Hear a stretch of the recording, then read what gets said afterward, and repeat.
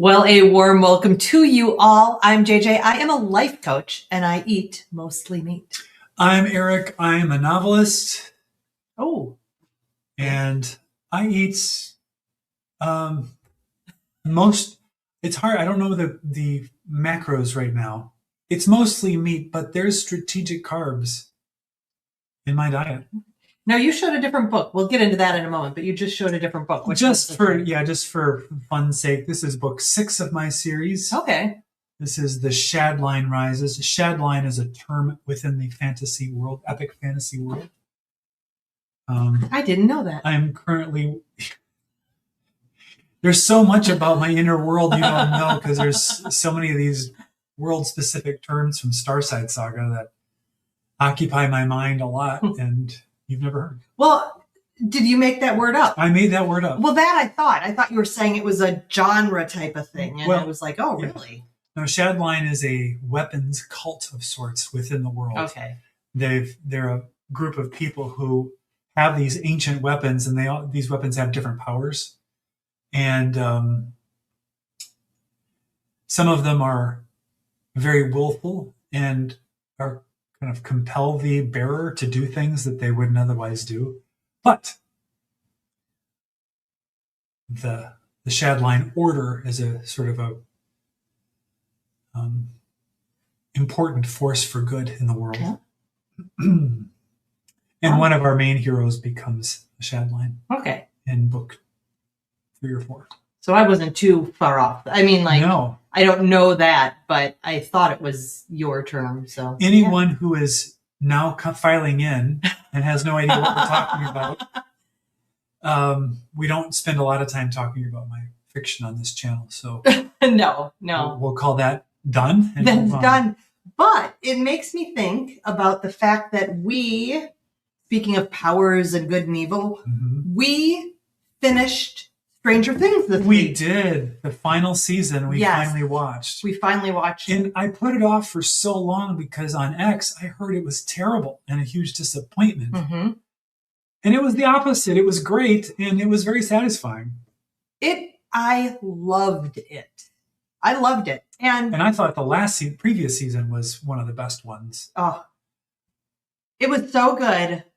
Like for a couple days after, I was just like, oh, and basking in the aftermath, the glow.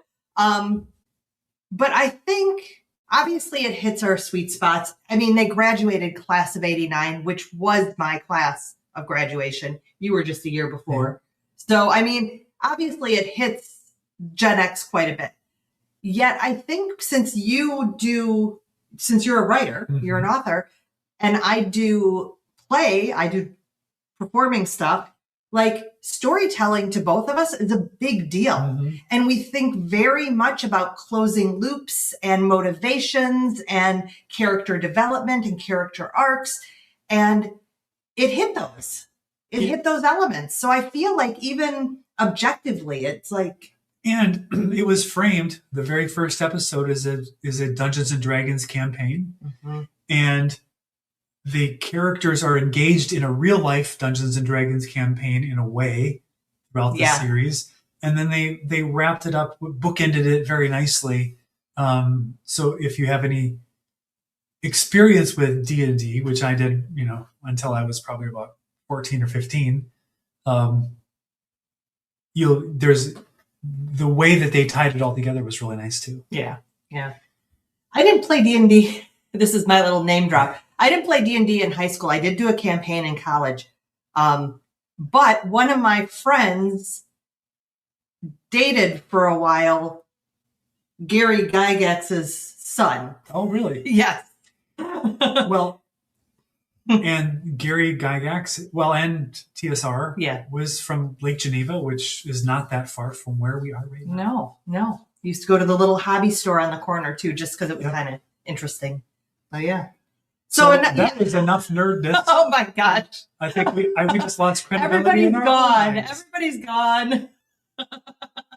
You've got to be diehard to be here with that. If you watched Stranger Things all the way through and liked it, let us know in the chat. Or if you thought it was disappointing, let us know. But that's not really the topic of our channel. We talk about our health journeys and fitness journeys.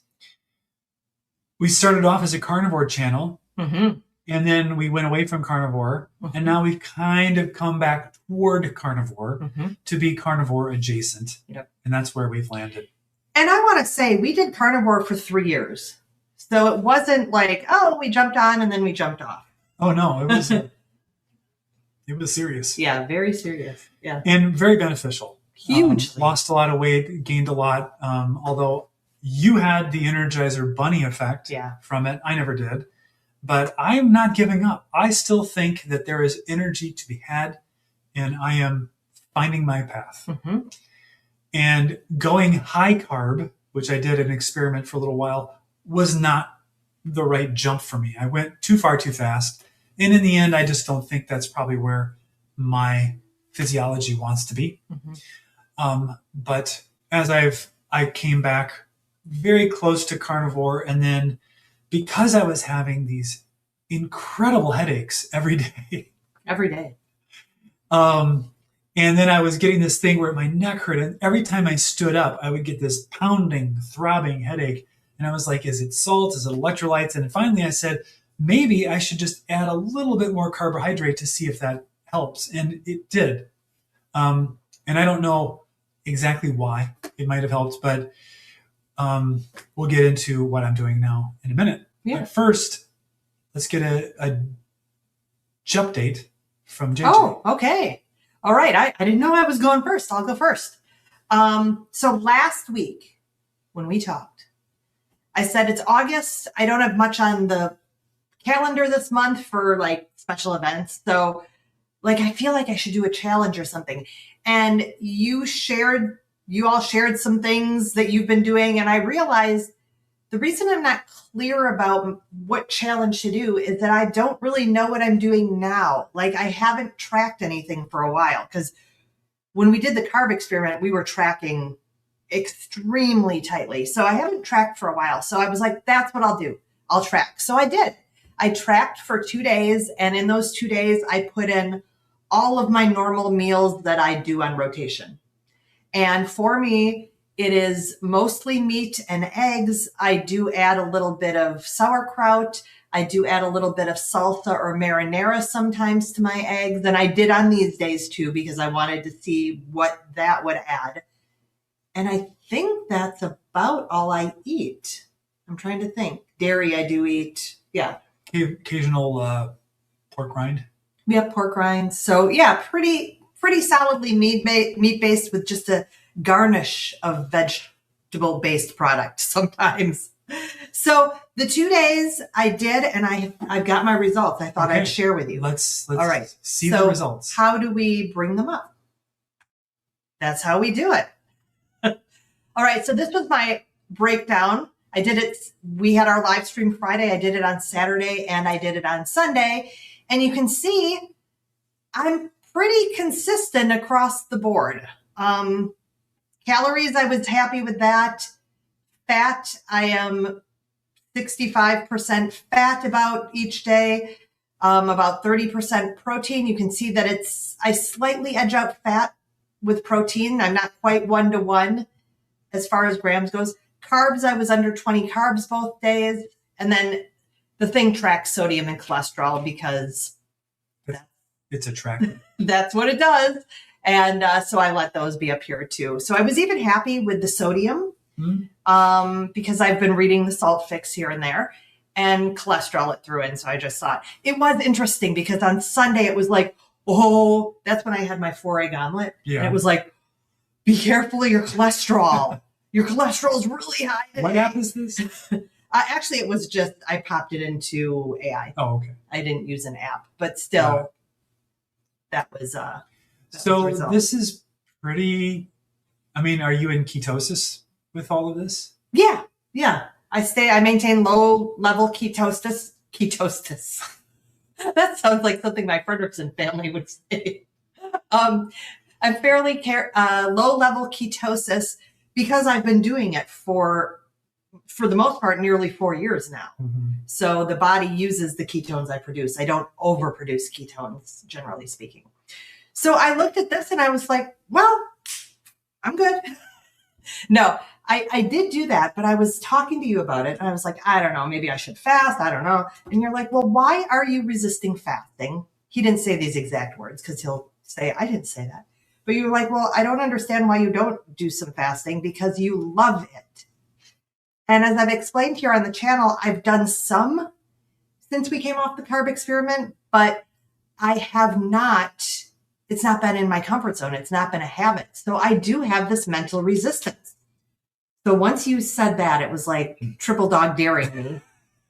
I did not phrase it in any way. He was very, that's all he did was ask the question. But my brain is like, all right, I'm ready. Your neck actually popped when you did that. But I'm still not ready to jump into any of those 72-hour fasts because I just feel like you and I. But JJ, what? You didn't do 72-hour fasts for the greatest part of your success. Well, that's true. It was like 42 hours. Yes, yes, exactly. So it was basically a day of no eating. Yeah. Yeah. So that's what I decided to do. Now explain that because people will be like, well, my day is 24 hours. Oh, no. So I'd stop eating one afternoon. So here's what I'm doing because this will explain it. That's exactly what I decided to do, was just to do that plan. And I'm going to do it every week through August and just see what happens. So I'm eating my final meal, except on audition day. I'm going to shift my day a little bit, but I'm eating my final meal on Sunday, late afternoon. Then I don't eat it all Monday. And then I eat breakfast on Tuesday. So that totals about, this was a 40-hour fast I did this past week, which I'll share with you in a moment. So it ends up, depending on when I break the fast, it's somewhere in that 40-hour mark. So yeah, I'm going to do that every Monday, except for on audition day, I'm actually going to fast on Sunday. Because otherwise I won't get done eating till my last meal will be really late in the evening. Yeah. And that's no good. I'd rather just not eat that day. So I'll have my final meal on Saturday. Fast. See, this is something about JJ you're hearing right now. Yeah. Is she's thought through this audition day where her day's schedule is going to be weird. Mm-hmm. Whereas I would arrive at that day and go, oh, this is really inconvenient. I guess I just won't do it today. She commits. Yeah. Yeah. When I commit. And I'm more of like, well, that's the direction I'm headed. Yeah. Now I'm very careful about my commitments because I do commit. Yeah. So I don't just do it lightly usually. So yeah, I did my first fast then of the month this past Monday. And I was shocked. I was absolutely shocked at my results. So I had started fasting at 3:30 on Sunday. So my first reading is a little more than 24 hours in. What is that? 25 and a half or something.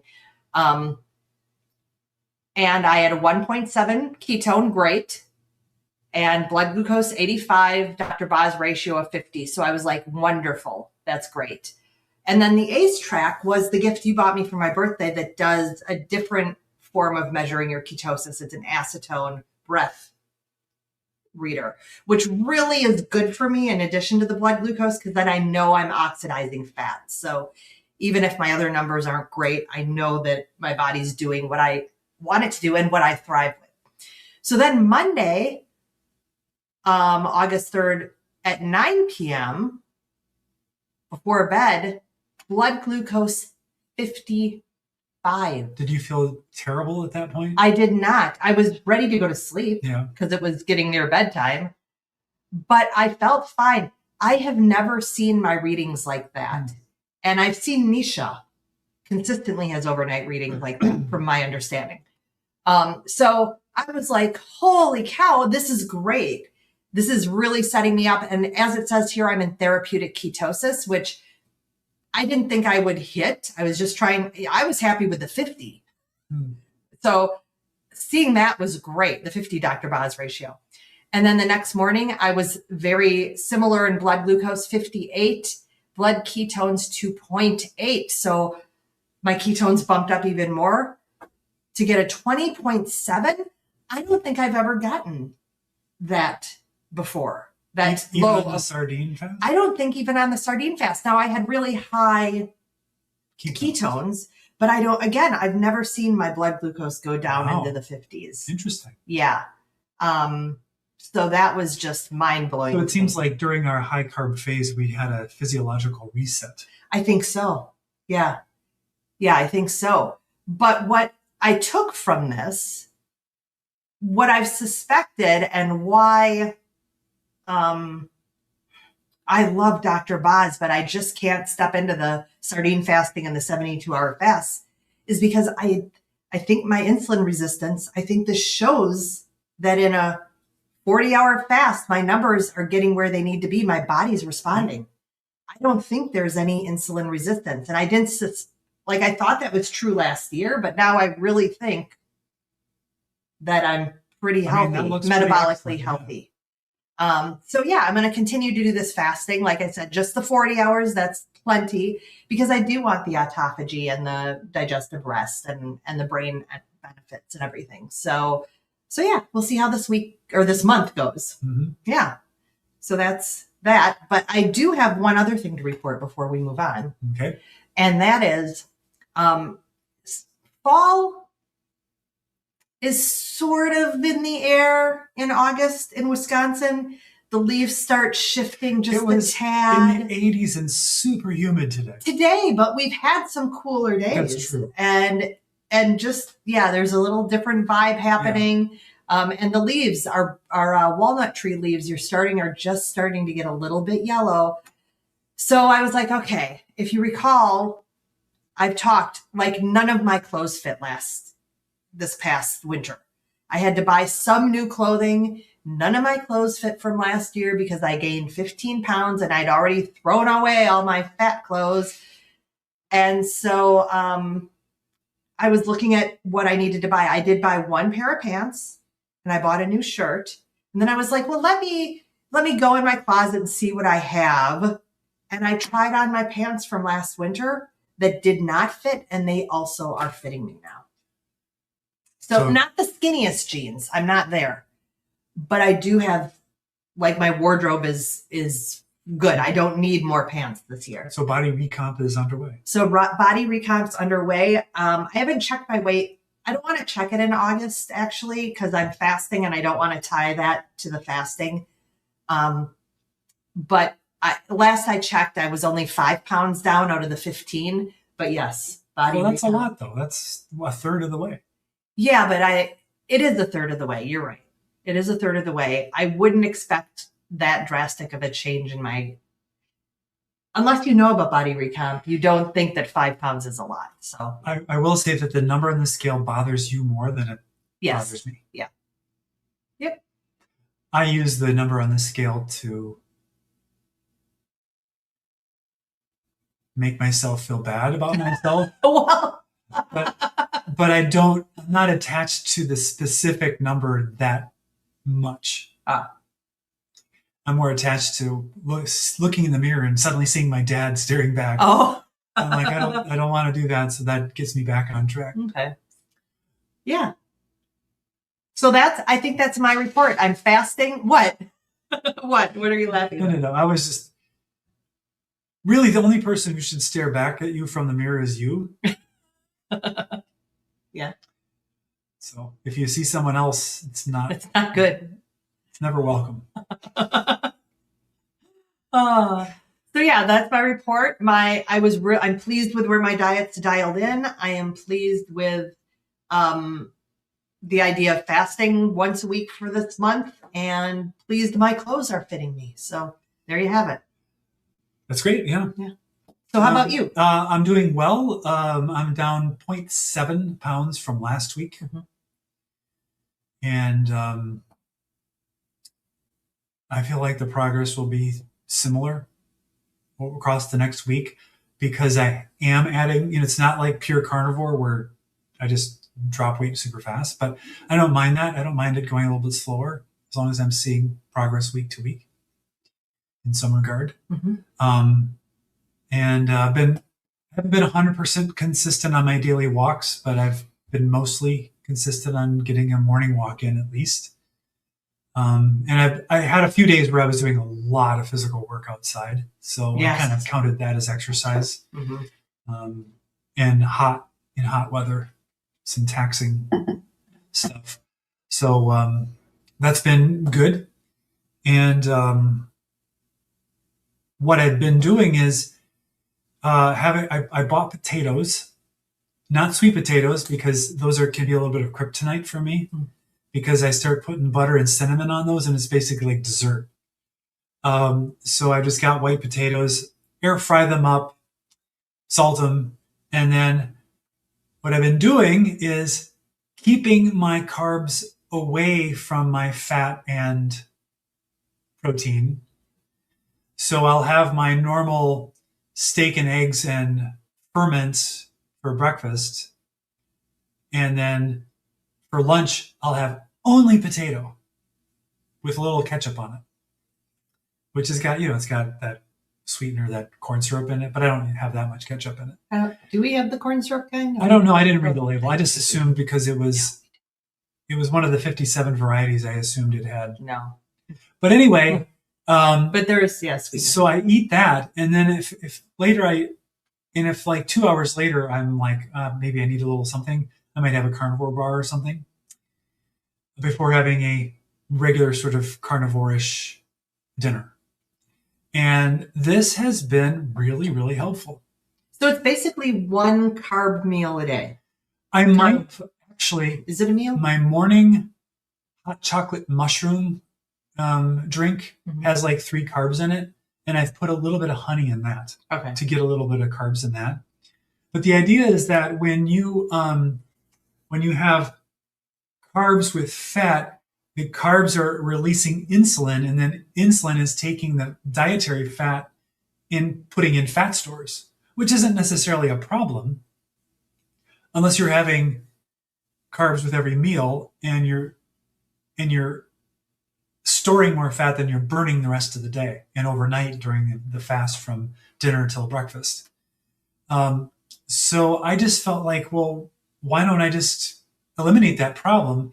Because you don't get much de novo lipogenesis, turning excess blood sugar into fat, unless your liver glycogen stores are completely topped off and all of your muscle glycogen is completely topped off. Your liver's not going to turn that into fat. And where I'm at with my metabolism and my current weight, and because I'm mostly eating carnivore the rest of the time, it's not doing that at all. And so it's been very beneficial to get those carbs in. That brings a little hydration into the tissue because carbohydrates bring that with them. And then that helps me retain my electrolytes. Because you were just not able to. I could drink 3 salties a day and I was having no benefit from it. Yeah. So now I don't have any salties per day. I just salt everything and I take some magnesium. That's it.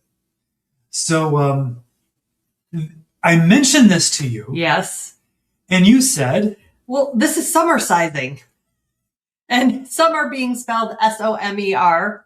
Which gets us to the title of today's live cast, which is This Celeb Started Me on the Path to Health. And the me is you. Yes, it is. And the celeb is none other than Suzanne Summers. Suzanne Summers, yes. Does anybody remember who she played on TV? Famously. Yes. Come and knock on our door. We've been waiting for you. Yeah. Yes. So I was a kid when that show came out. Chrissy, Annette says, that is correct, from Three's Company. Yes. Which in that era of the 80s was an enormously huge TV show. And of course, because there was only 3 channels back then, it would be tens of millions of people would be watching that show every week. So everybody knew who Suzanne Summers was. Yes. But she was only on for a couple seasons before she left. Because she is extremely business savvy. And she's like, you're not paying me enough. I'm out. Try to replace me. And they kind of did successfully, but it wasn't. But not the same. No. But then she went into business, the Thigh Master and everything. So, I wasn't like, oh my gosh, Chrissy was my favorite. And the Thigh Master is amazing. Well, I mean, the character of Chrissy was a really dumb person. Like, she wasn't someone I idolized. No. Now, in hindsight, she played it brilliantly. Suzanne Summers.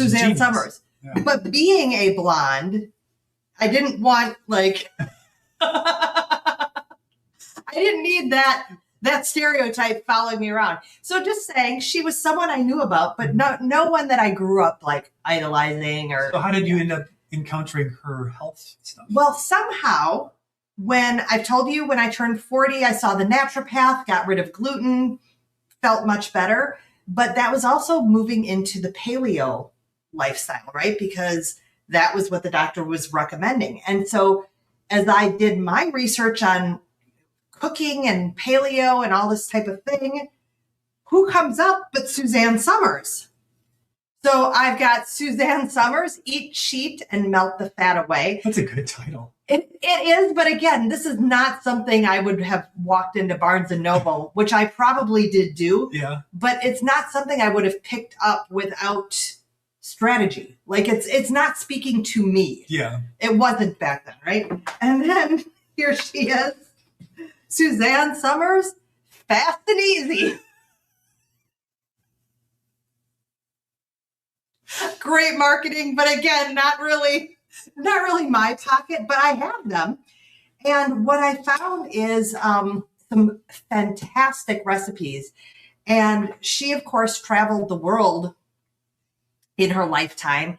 And really, I believe the story is that she recognized that, for one, food was different in Europe. And at first, in these eras, I think, more or less, she went down more of the rabbit hole of they cook differently and cook with different ingredients and butters and things. And of course, this is coming off her cancer diagnosis. I shouldn't forget that. She got she was health oriented before, but then after her cancer diagnosis, she was really trying to maintain health and I think she even did alternate cancer treatments. So she was basing a lot of this on the way they ate in Europe and reclaiming butter and whole foods. But the thing that made me say summersizing is she realized that she realized it at first with fruit. They don't tend to eat fruit with their meals, she said. I don't know if that's true or not. And the more she studied then, she realized that it was best to separate carb meals. So she has carbo meals, she calls them. Here's her whole wheat bread. That's a carbo. Rye bread, a carbo. Any bread. Tabbouleh, carbo. Mushroom lasagna, carbo. But then she has protein and fat meals. So she was very much about don't eat fruit with anything. Eat fruit on its own. That might be the fructose situation too. I'm not sure. But keep your fats and your proteins separated from your carbs. And I stumbled into it because I understood the physiology of it and started doing it. But if you think about it, what is the sugar fast? It's just carbs with no fat. Yeah. Like super, super low fat. And your metabolism will, I can't imagine the blood sugar roller coaster that would cause. I never tried that. But it's basically like doing a midday little carbo meal. Yeah. But no butter on it. And I can do it because it doesn't bother me. I don't need butter on potatoes. And I have to say, I never really followed her plans a bunch. I was in it more for the recipes. But I did buy some of it. She had a sweetener back then that was supposedly, I don't remember what it was. It was summer sweet, but I don't remember what was in it. So I did have that. We had some summer sweet in our house.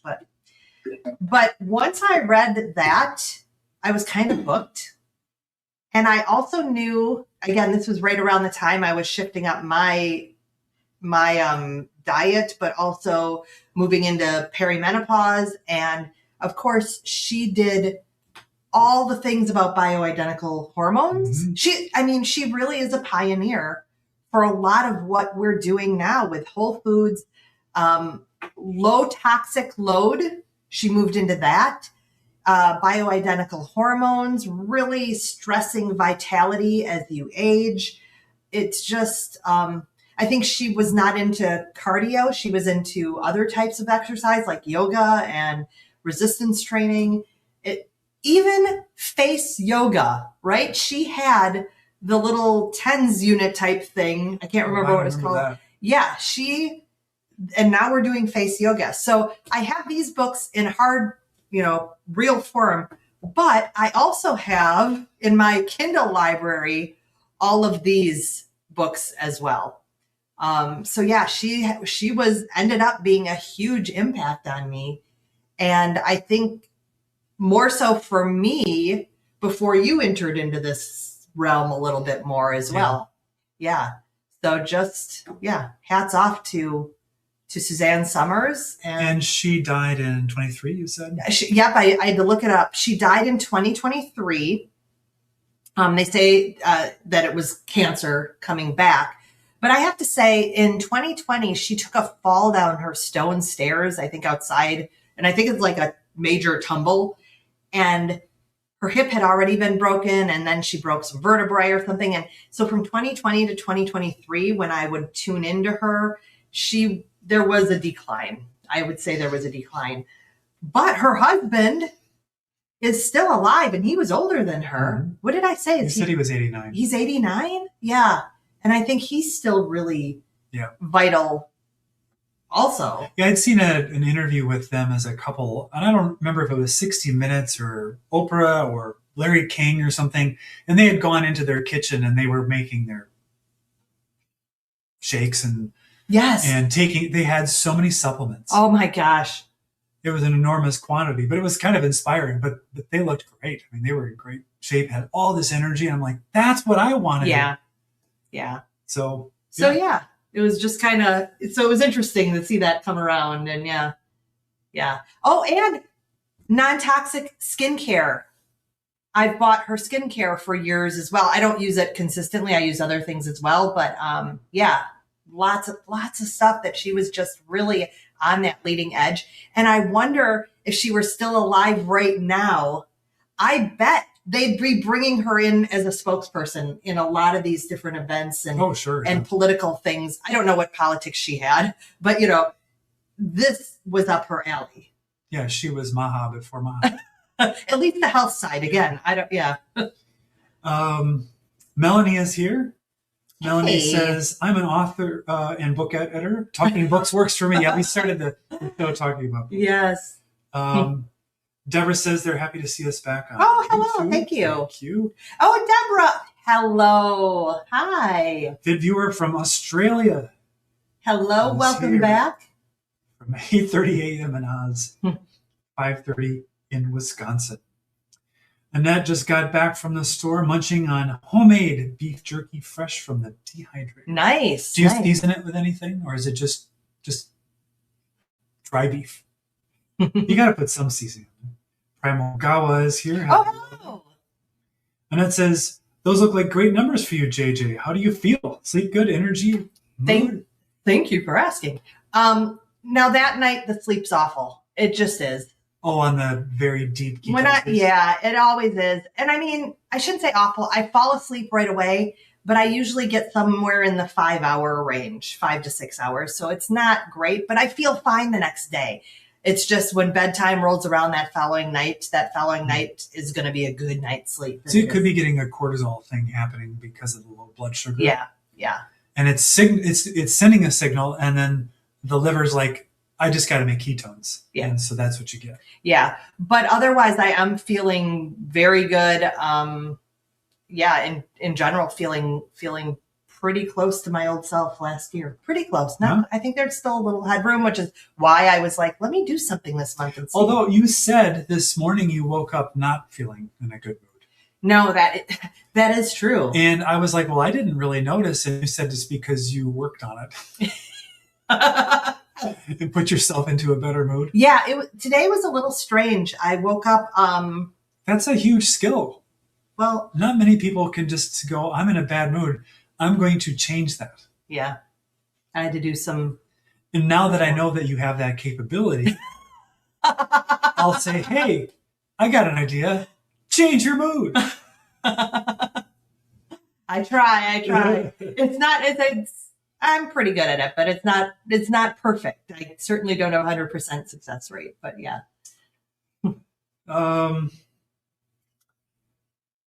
Vid viewer says we're so good at tracking stuff. And Annette says that she's glad to hear your clothes are fitting again.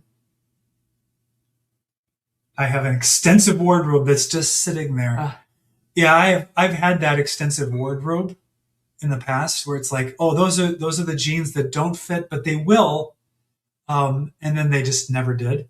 But then eventually they did, and it was great. Yeah. And then I decided to go high carb, and then they're not even close to fitting. I've got 2 pair of the smallest jeans that I did. I'll pack them away for now, but I did save those. Yeah. But I got rid of like I said, I got rid of the other stuff. I was not going to do that and just keep them around. However, I still have those original ones that I used on the, try on like on the anniversary and stuff. Yeah. I still have those. And Annette says that the beef was marinated for 2 days. Oh, yum. Nice. Yeah, you got to have some flavor in there. You just can't eat like shoe leather. So that's our Susan Summers thing. The creamy catastrophe is a huge overstatement. Yes. We have a Ninja Creamy, which most people in the keto carnivore space end up with because they start thinking, can I have some guilt-free, completely compliant, on-plan ice cream? Mm-hmm. The answer is no, you cannot do that. You can't? No. Why not? Because if you're going to sweeten it, you have to put artificial sweeteners in it. And that's okay if you tolerate them. Mm-hmm. But the 100% purist, if it's not made out of meat, you can't have it. But we're not 100% purists, so we have a Ninja Creamy, and I said, hey, let's make some. It's been a while. And it was probably a year. Heavy cream, egg yolks, some chocolate cocoa powder. Yeah, you have the cocoa. And some sweetener that you like. Well, and vanilla. And a little vanilla. Little salt. And then allulose. I used allulose. Mm-hmm. And then this time, in addition to the allulose, I used 3 drops of the Switch concentrated liquid, which I think took it to the next level for me. But we'll get into that in a moment. So the Switch is allulose and some sort of... And another fruit. From fruit extract. Yes. But it's not like a huge amount of carbs in it. No. I mean, the drops are tiny. There can't be hardly any. It's literally an eyedropper, yeah. But it's very sweet. Yes. Very few drops is what's needed in anything. But you made me some chocolate ice cream, which I was very appreciative of. Yes. He wanted the chocolate. I would have normally gone chocolate, but last time I had chocolate, like that recipe, I had achiness and stuff. I thought there were oxalate issues, maybe too much cocoa for me. Yeah. So I stayed away from that heavy cocoa load. So we had slightly different recipes. You had some Hershey's baking cocoa or something? Nestle's. Yeah. Nestle's. Why did I say Hershey's? Because it's usually Hershey's. Yeah. But this time and probably loaded with heavy metals. Who knows? But it was chocolatey, but it had kind of a coffee aftertaste to it. It was really intense, but it ended up like a really cold chocolate mousse. It wasn't really ice cream. And so texture-wise, and for me, food experience is like 80% texture. It wasn't the best. So I don't know what happened. Maybe we overspun it and got too much air in it, or maybe a plastic spatula got caught in it and it... I didn't tell you about that. It had some space-age polymers in it. I don't know, but it didn't really hit the spot. My batch was amazing. Best batch ever. I feel bad saying it because he got the rotten batch. It wasn't rotten. It was fine, but it wasn't. My batch was amazing. And I made yours first. Yeah. And then I put mine in the blender after yours. So it got a little bit of the chocolate residue, but just a tad. And yeah, I'm telling you that adding the little Switch sweetener drops it was stellar, and the texture was perfect. It was amazing. Annette says, I haven't tried the Switch Sweets products because I don't want to encourage my sweet tooth binging habit of the past. Maybe when I'm metabolically healthy. I think that's a good decision. Very good. I will say it does not taste like sugar to me. The drops. But it's a very acceptable sweetener flavor. Yeah. Yeah. And I've said here on this channel, I'm a moderator. So I put a little bit in my morning chocolate mushroom cocoa, and it's not even super sweet. It just takes the edge off of the bitterness. I was going to say, I'm in general a moderator. Nuts. Oh, cashews? Cashews, macadamia, definitely don't have sober behavior with this. You are a fiend with It's those. really bad right now. I don't have them in the house, but I think about them every time I leave the house and drive by a gas station. You go to stop at Quick Trip to get a little package of cashews. Yeah. That's not too bad, but unfortunately they're all cooked and roasted in seedlings. Yeah. So you really don't want to have it very often. No, and it's not like I don't mind having them sometimes, but it's that situation.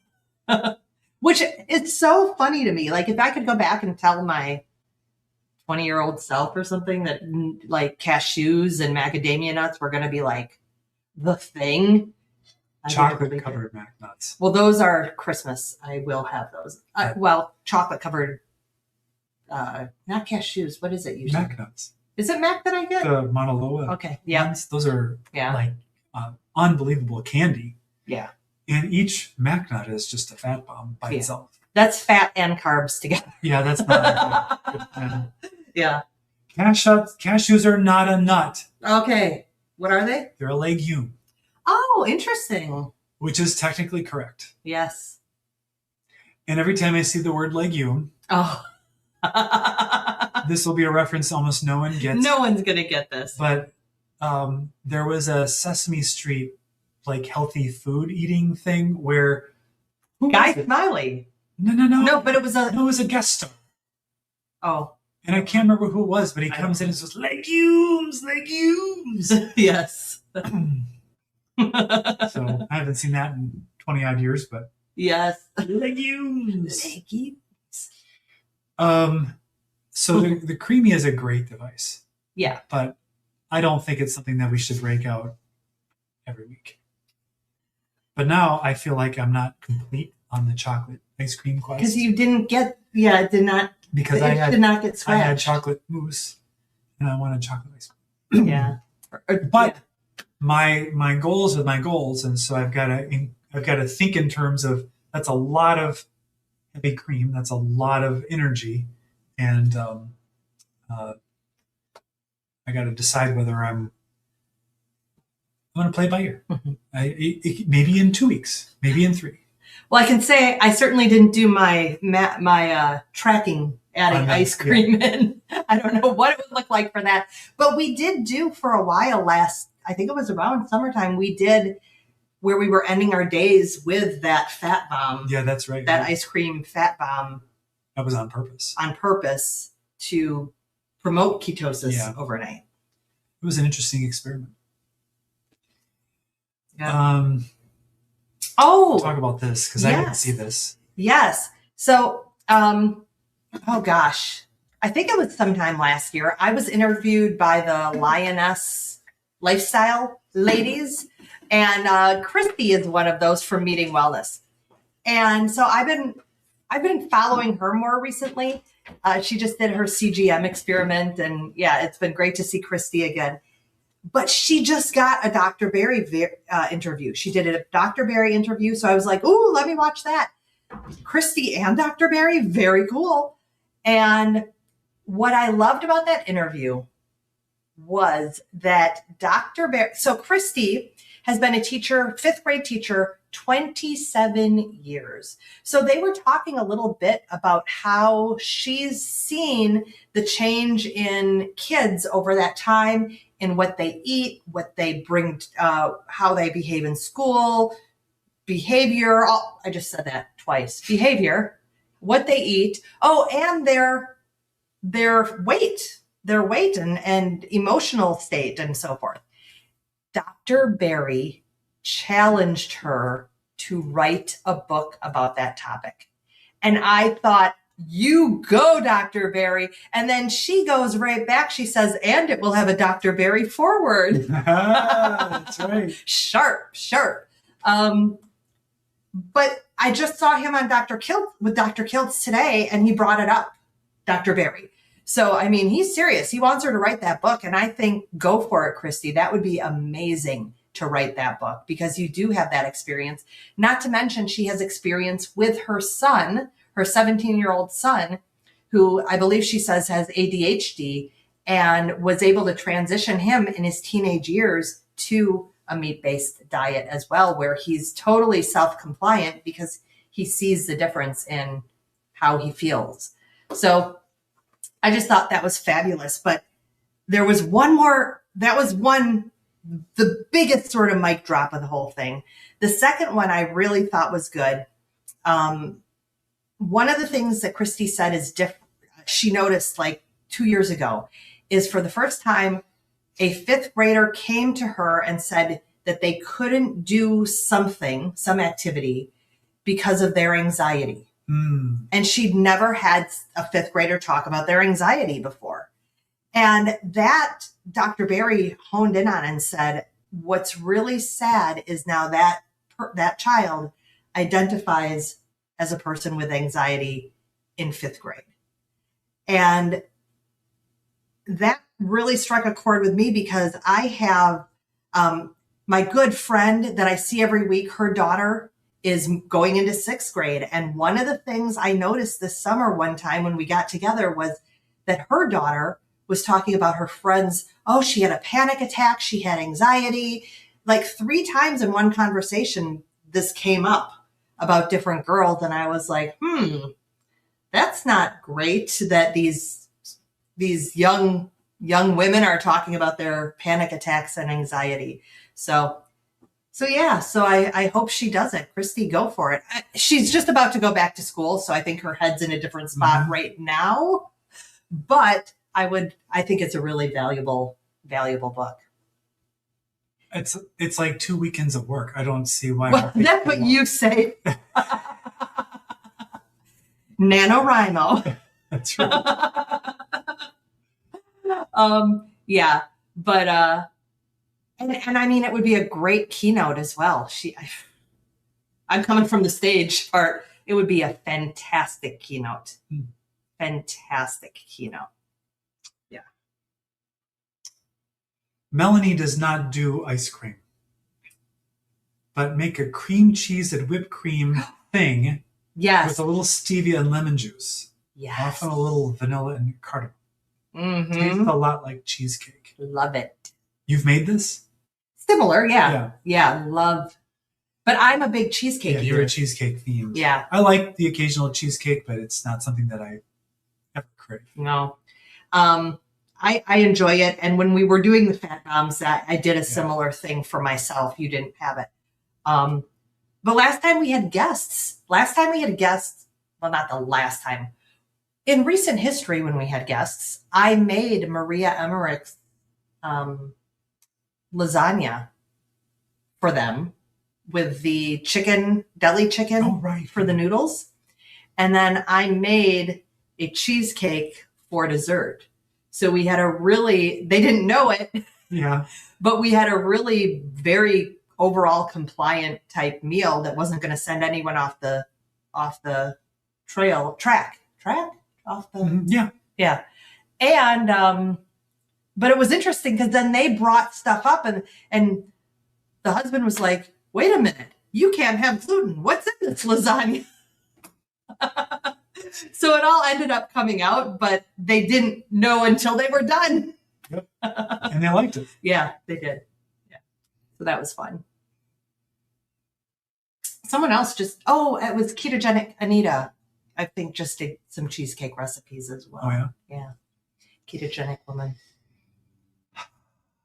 That's one thing I have not been doing is I've not been getting together with my Dr. Boz group. They still meet on Tuesdays, and I just felt like when I did the carb experiment, I did not I wasn't good for the group. No. Like, I didn't mind talking about it even in that group, but that's not really what the purpose of the group. And I have not gone back yet. It's at a rough time for me. Tuesday mornings is a little tough for me. Yeah. So yeah. Things are going well according to us. I mean, if I review what we've talked about in this episode, yeah, we've had some ones where the conversation has been a little bit tougher, a little darker, a little more perplexed, and not as maybe, I don't want to say not optimistic, because I think we both are optimistic, but sometimes the path isn't clear.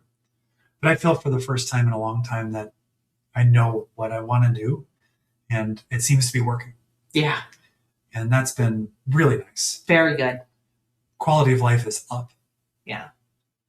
Very good. That means that helps my quality of life be up too. But yeah. I want to share a quote I heard from a guy on YouTube today. While I was mowing, I was listening to various YouTube channels that I wasn't familiar with. And it popped up this guy, Alex Hormozy, who's like a business guy. He used to own a gym. I don't know what his whole deal is.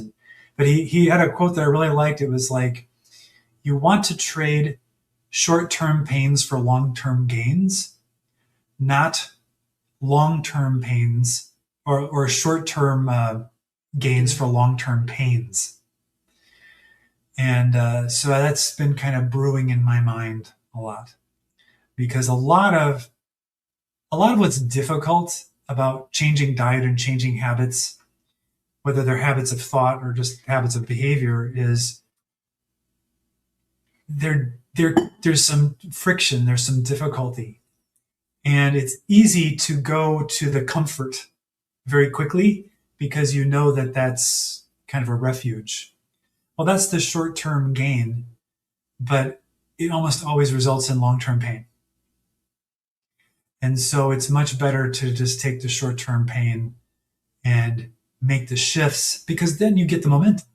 Yeah. And the momentum is everything, because then it's easier to sustain. And of course, life throws things at us that we then have to roll with. And sometimes it sets us back a little bit. But once you get enough, you kind of recover from some of those rolls, and you're like, oh, I know how to recover from it. I actually know what moves to make. And that's skill, which goes back to one of the very earliest videos we ever made. That was a bomb. It was, nobody wanted to hear it. That carnivore is a skill. Yeah. But it is. The only one that people hated more was that the number one thing was acceptance. No one wants to hear about acceptance. Acceptance might as well be an insult, a slap in the face. So we will not talk about acceptance, and we will not talk about skills. The two most important things you need to be successful. Oh my gosh. I want a fast hack. That's what I want. Yeah. Annette, what are you referring to? I watched it and liked it. I Which video? I don't remember. Oh, maybe it was the skills one. Yeah. Maybe it was. Did you have something you wanted to contribute to this idea? I was just going to say that, I mean, that really was the crux of you saying to me, you remember you like to fast. Oh, right. Yeah. And it was me going, well, yeah, reminding me that I have that skill. Well, you said it's not as easy because I haven't been doing it. Yeah. Which is just the same thing as saying, I don't want to go through the short-term pain in order to get the long-term gain. Right. There was definitely that resistance. It's so crazy though, because you do it once and you're like, oh, I did it. And so then you feel good, even if you didn't necessarily get all, it wasn't because you fasted that you felt good. It's because you did something difficult. Yes. That's a huge part of it. Yeah. And not it shouldn't be that way, but it is. No, but it also breaks that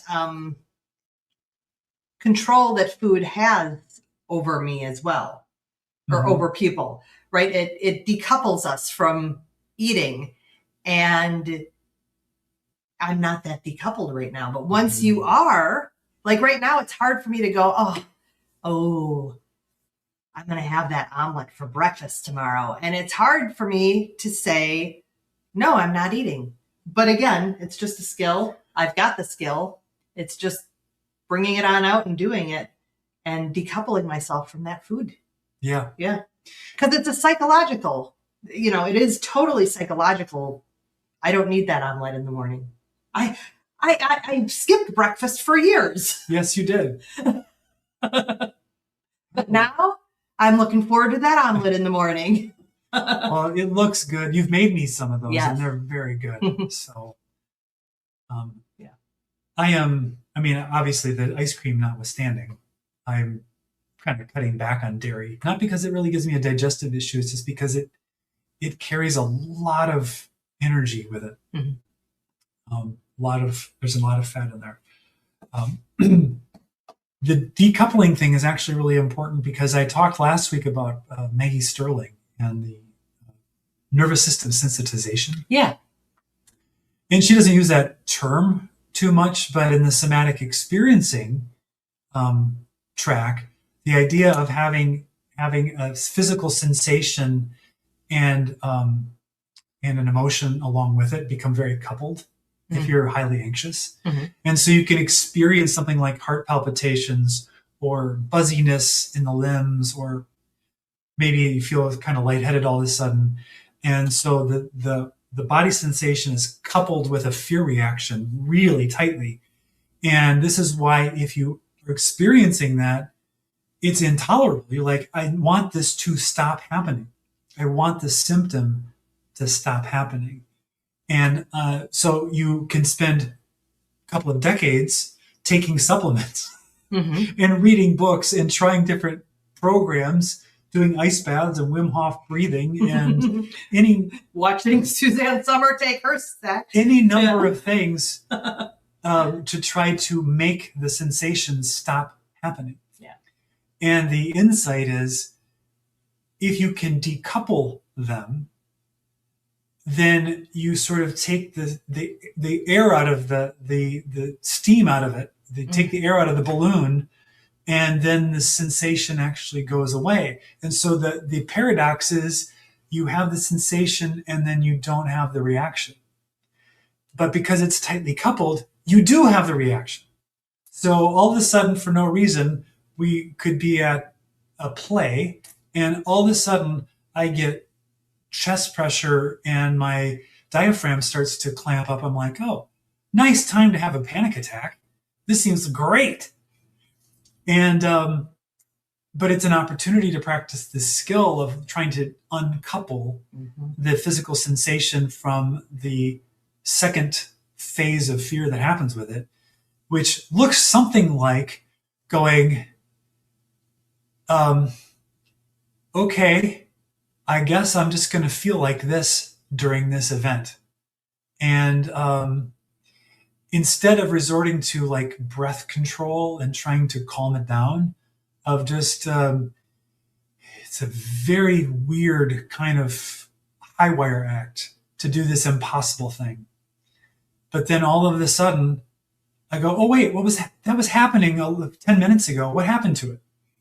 And I realized, oh, it didn't develop, and I forgot about it because I was watching the play. And this skill seems to be something that with rep after rep after rep, I'm starting to get under it a little bit and having more and more success. But what I realized was, hey, not only physical sensations does this apply to. It applies to these ridiculously stupid thoughts that are in my head all of the time. Yeah. And so I am catching more and more of these dumb, repetitive thoughts that have been worn a groove into my brain. And then I've been much better able to let them float by and not have the coupled emotional reaction to them. And I was like, I wish I was taught this skill in 5th grade, because then I would have been happier for all of those years. But it's very weird because the move is to say this is this intolerable thing. Well, it's obviously not intolerable because I've done it thousands of times and never actually died. So that's good evidence that it is tolerable. And then I guess the rest of it is this is a weird mental move of kind of accepting it. Oh no, you said the A word. There goes everybody. Yep. And then except for whoever Annette was it. Annette. Yeah. And then I'm just saying, okay, I guess this is the sensation that's happening. And I swear I have tried this in the past, but the difference is I'm not expecting it to actually go away. I'm not accepting it in order to get it to stop, because that's not accepting it, right? Mm-hmm. If you're accepting it, you're willing to have it accompany you for the rest of the day. And by doing that, it's amazing how quickly the air goes out of it. Can I just add one small thing? Absolutely. I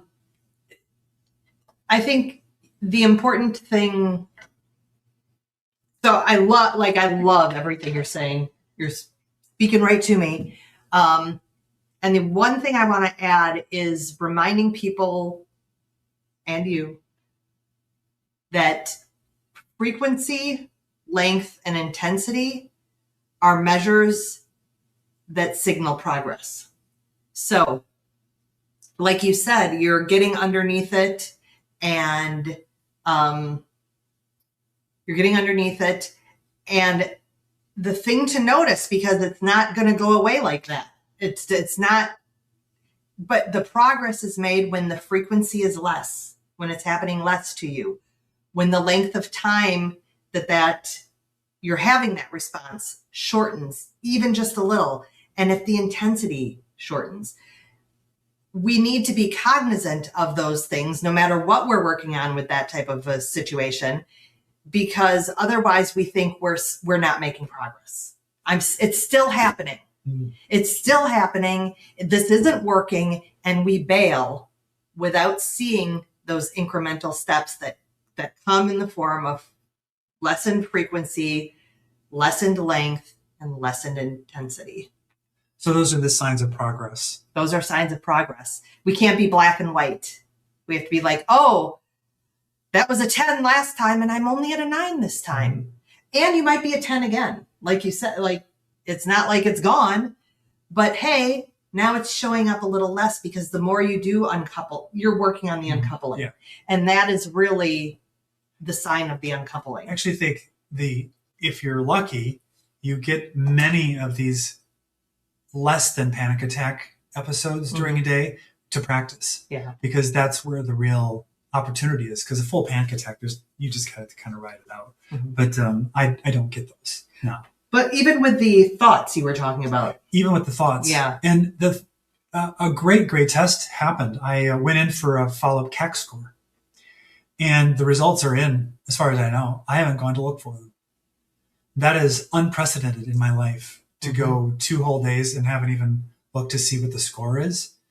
But it's been a great exercise for me, because when I thought about it later in the day, because they said it was going to be in later in the day, and I thought about it, I had the immediate adrenaline hit.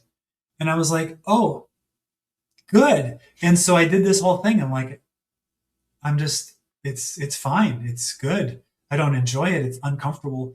And then it kind of faded. And then every once in a while it came. And then today I thought about it a couple of times, and I'm like, I don't, and the information, I was like, the information isn't really that important. It's not urgent. It's not like I'm going to change anything that I'm doing in light of this information until I have my consultation about it.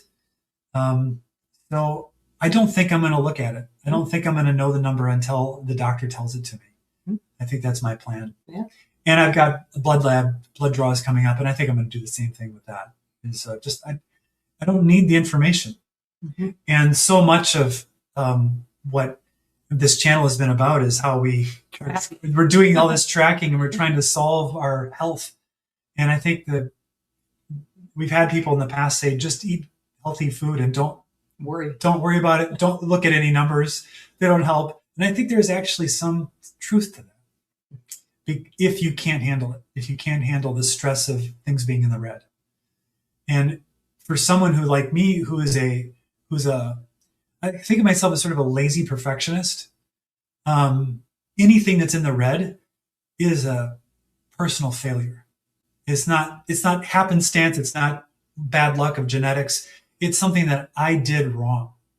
And even though I know it's not true, there's still that type of thinking that happens automatically in my head. So why look at it? There's going to be a ton of red stuff. Let's see here. Mike Rowe from Dirty Jobs had an interview with Dr. Ovadia last. I saw that come up. I have not watched it yet. Interesting. But that's great for Dr. Ovadia. That's a huge platform. Great. Yeah. I'll have to check. Great for the community. Over the Bar says, "Who are you guys? We're nobody." Sue, Smoky Bear Lovers here. Hey, Sue. Good seeing you.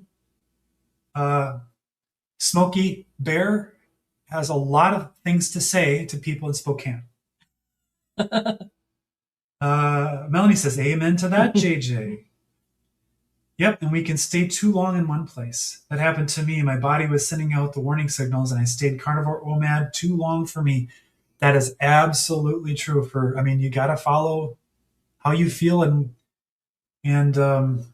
what the numbers are to a certain extent, and realize if it's no longer working.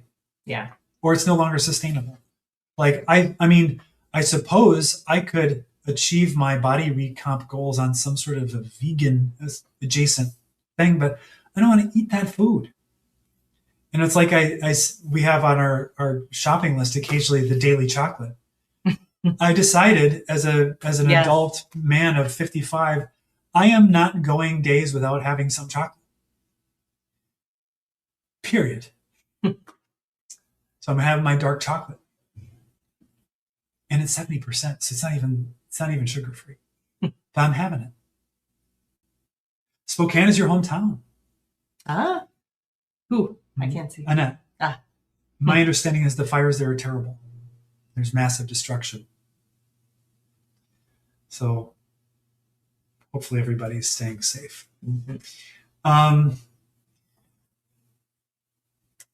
Associated with this. Yes. Did we come to this determination just by chance together? Kind of. That's how it goes. But we're obviously in the same house, in the same circle. Okay, let me set this up. But go ahead and say what you're going to say. Well, I was going to set it up, but you can. Go ahead. Well, here, I'll do my setup, and then you can set up. You can do a post setup after my setup. All right. I like it. JJ weekly gets out her bin of supplements and her little day pill case, and she doles out her supplements. That's way too organized and planning ahead for me. When I take my supplements, I open each jar and dole out my dose based upon whatever regimen I'm on as needed per session. I don't do this pre-allotment nonsense. I have no patience for that. Okay, go ahead. Oh, that's it? All right. But it takes you like an entire half-hour TV show to get them all put together. But I'm actually on far fewer than I have been. I'm on far fewer. But here's what happened. I listened to that interview on Diary of a CEO that you recommended last time. Dr. Sasha G. Gomilik. It was sleep, vitamin D, and B vitamins. So I listened to that. Interesting. And then later in the week, I listened to Primal Podcast, and it was Morley. Is that right? Morley Robbins? Is that his name? Morley or the Copper Morley? Guy. Yeah, the Copper Guy. The place where they converged was talking about the effects of supplements. And they talked about different supplements in different ways, but both of them were talking about the downstream effects of a supplement. And it might look like it's doing good in this case, but it's affecting this thing over here. Or we think it's this, but it isn't really the supplement that's doing it. It's this other thing.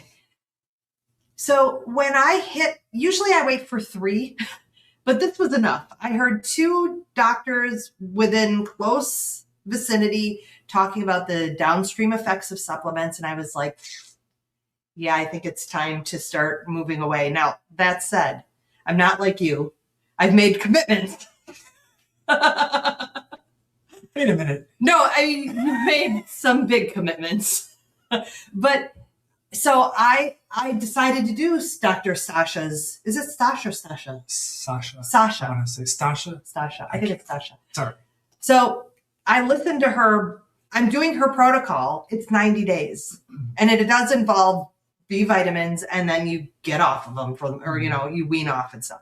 So I'm doing that protocol. But my intention then is by the end of the year to have done these protocols and then weaned off of it. Be weaned off. Yeah. And let the body do its thing. Well, because I was having all the headaches and stuff, I was like, well, maybe some of the supplements are actually causing. Yeah. Because my blood pressure is like 107 over 72 or something like Which that. Which is incredible. So, and I take a lot of nattokinase under doctor recommendation, but I take a lot of other stuff, magnesium, and I was taking taurine, and I was having glycine and CoQ10 and vitamin D plus K2, and I might have been taking some vitamin C for a while because I thought, well, maybe I have scurvy. I don't know. And then this B thing was happening, and I was like, I don't know. I'm still taking some, but I've weaned out a whole bunch of ones. Like, if I can't look at the bottle and say, this is why I'm taking this, because, it can't be, yeah, I heard about it on some podcast and I started taking it for some reason. That's not good enough. Yeah.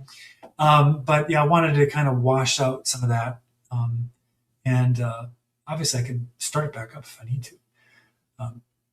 But I think that I was taking way too many supplements without regard to understanding what the purpose of it was. And so yeah, we kind of simultaneously came to this determination. Yeah. And I don't know, will I be off all of them? I don't know, but it's going to be fewer. Way the fewer. One actually I started and am keeping is the L-Reuteri capsules. Oh. The what are the Dr. Davis? Yeah. Some sort of glow. Got to glow. Got to glow because it's like good for your skin. Yeah. And I've actually think that's helped with my digestion, starting those back up, because you made a batch of the Reuteri yogurt that was too weak, and I couldn't eat it. And I decided, well, I'll just take the capsules for now. So we will see how long that lasts. Because I listened to Andrew Huberman while I was mowing the lawn this morning. And it was an episode all about all of this, the supplements you could take for mental acuity and focus. And I was like, oh, that's interesting. But I'm like, nope, not starting any of those. No. I like him. He's so good at presenting the information. But if you listen to him every week, you just take more and more and more supplements. Yeah. And I still won't go outside in the morning and look at the sun. It's because I woke up at 3:30 this morning. There was no sun. There was no sun for hours. But I woke up and I was awake. But you said you felt pretty good. I felt great this morning. That's good. Yeah, and I rarely feel great. So fires are terrible in most of the neighborhoods, and they're just gone. Oh, that is bad. Oh. See, there used to be national news, but who watches the news? I haven't watched the news in a decade. Like when I was a kid, my dad would come home and he would read the paper and watch Channel 4, NBC affiliate local news, and then he'd watch the nightly news with John Chancellor, if you remember him, and then later Tom Brokaw. And then later, if Hee Haw was on, he'd watch that while he slept. But who watches the news? I suppose there's CNN and Fox and stuff, but we don't have cable. I don't know how people even get news anymore. So the point being is nobody knows that these fires are happening because nobody watches the news. Natalie is with Eric on the supplements, except when packing for travel. Yeah, see, I was packing the bottles and taking them with. A smaller set of them, but I think future travel, I'll just take magnesium with me. Yeah, that's why I don't want to say I'm going off everything, because there might still be something like that, but But yeah, not truly knowing the downstream effects. And I know a lot of people in this space do tend to say, oh, I'm getting everything I need from the meat, except minerals. Yep. Yeah. And I'm on X, and so many of the sort of the self-experimenters and the bio-optimizers and stuff, a lot of them are like to microdose the GLP-1s of various varieties. Apparently people can get retatrutide illegally or off gray market or something currently, and they're using that in microdosing. I found out that a lot of people are taking low dose tadalafil, which is an ED medicine, but they're taking low dose, which I guess is really great because it's a vasodilator, so that it's good for workouts and other benefits. I've never heard of that. So there's just a lot of self-medication. And of course, the peptide thing is just huge now. And apparently some of those are now cleared for manufacture again. So I don't know what's happened with that. BPC 157. It's like old news to me because I did BPC, whatever it's called, 3 years ago or 2 years ago. Yeah. For a shoulder thing, and did nothing for me. All interesting and exciting. It'll be great when the AIs can read in my genetic code and all of my blood labs and take all of my diet and health data and go beep bop boop boop and give me what to do. And then my robot will make it for me. And then it'll serve, here you are, Master Edstrom. I want it to talk like that too. Of course. Here's your breakfast. And I'll be, thank you, robot. And I'll eat it. And I'll take whatever the injections are that the AI says I should take. And I'll just DH in front of my own eyes. And then the robot, because it's got camera eyes, it'll say, you're looking like you probably need peptide ZYX. I will manufacture it, and it'll go, and a little arm will come out with a vial. Would you like me to inject you, or will you do it yourself? I'm like, go ahead. I'm going to eat, you inject. That's the future I envision. It's sort of a Jetsons with lots of injections. Jetsons and injections.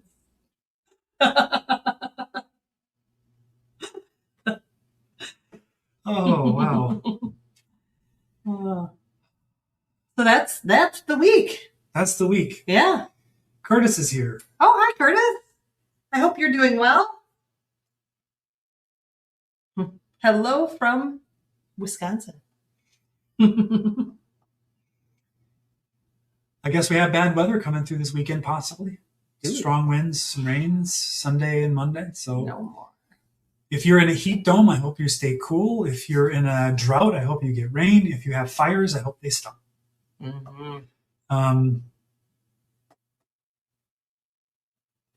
And I think we're done. We've done everything on our list. That's the end of our list. That's the end of our week. We've gone an hour 18, so we've actually gone long. Wow. It's been a while since. Yeah. Wow. So if you haven't liked it, please do that. If you haven't subscribed, I encourage you to do that. If you're watching this on replay and you got all the way to the end, please like, subscribe, leave a comment. We'd love to see those. All right. Yep. Yeah. So we'll keep you posted on what's going on with us next week, probably. Right? I think we'll be back Friday. All right. So until then, every day stronger. Every day more blessed.